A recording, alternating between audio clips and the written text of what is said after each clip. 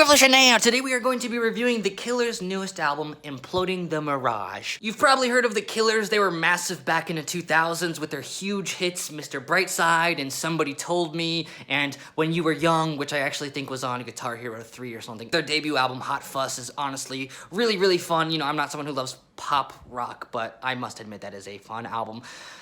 Nostalgic. Anyways, this band, The Killers, has honestly not been relevant in like a long time, but this album is getting a lot of good reviews, so let's go ahead and see what the hell all the excitement is about, and let's start by taking a look at the album cover, and it looks like my fucking eye is bleeding or something. That's really concerning. Let's take a look at the album cover.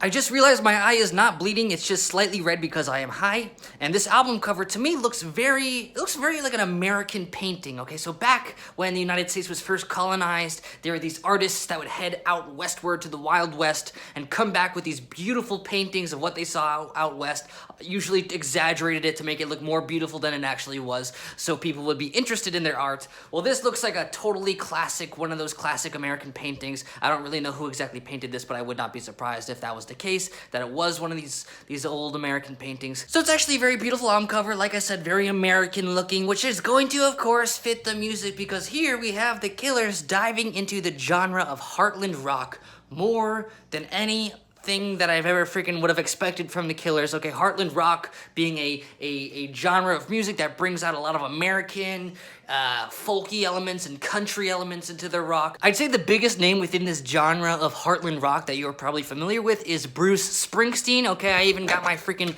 Bruce Springsteen shirt on for this review. Look, he looks like a little child sitting on my chest right there.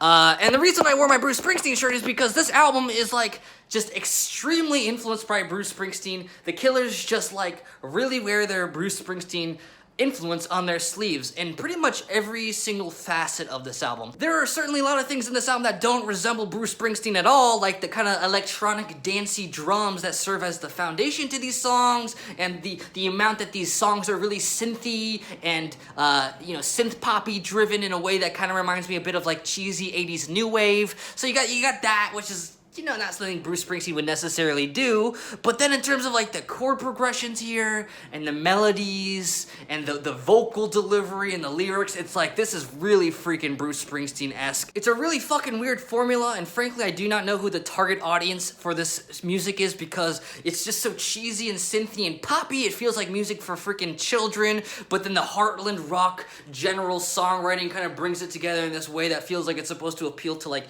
50-year-olds, and it's just like, you kind of at the end of the day make this really, it's just a really weird thing. Like, take the song Dying Breed, I think of the best example of this kind of bizarre combination. You got that drum beat that opens up the song that's just this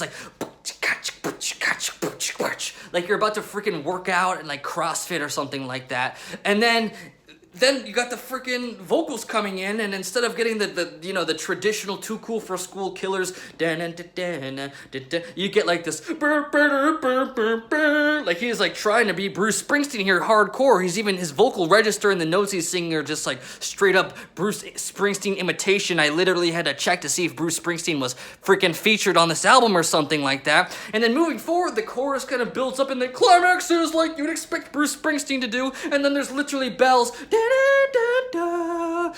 Like they're literally hitting bells, which is exactly what Bruce Springsteen did. It just feels like a freaking Bruce Springsteen freaking replica. And then the lyrics at the end of the chorus are, "Baby, we're a dying breed," which sounds a lot like the lyrics that end the chorus to, "Baby, we were born to run." Like literally the exact same lyrics, saying in the fucking same rhythm, both meaning basically the same thing, which is we're outsiders and we're different than the rest of us, and we're gonna run away and be different and free. And it's like, okay, I mean, I love Bruce Springsteen's lyrics, but these are just watered down versions of Bruce Springsteen lyrics, and it's just like, is this like Kids Bop Bruce Springsteen? It's like, I feel like I'm listening to music for children, but also music for 60-year-olds at the same time, and it's a weird thing because it's the Killers who are supposed to be for freaking teenagers, and it's just like, what the fuck is this?